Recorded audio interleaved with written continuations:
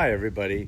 Can we step away from the counselor skills thing for a minute and just bask in the glory of the work that we do? I want to tell you a story about the most amazing day in my professional career. It'll be brief. I'm Bob Tyler, and I help counselors and rehabs provide their patients the best possible care. So it's 2008. I'm president of KDEC, and I'm asked to teach a class for 8 hours with lifers at Solano Prison that we were training to become certified alcohol and drug counselors. So they bought my book for everybody, so everybody had read it. And so at the break, everybody's like coming up to me, waiting in line for me to sign their book. I felt like a rock star.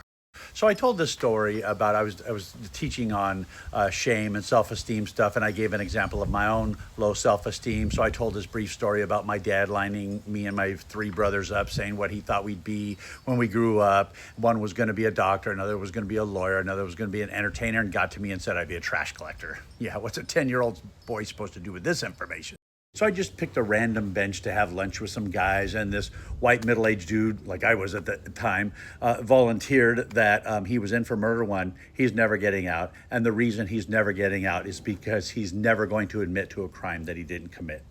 So during a break in the afternoon, he comes up through the line. I'm thinking to have his book signed, but he hands me a 3x5 card and it says, "I am a trash collector." I'm like, oh darn, this guy really is a trash collector, and I just insulted him with my story, and he's a murderer. So he says, "Turn the card over."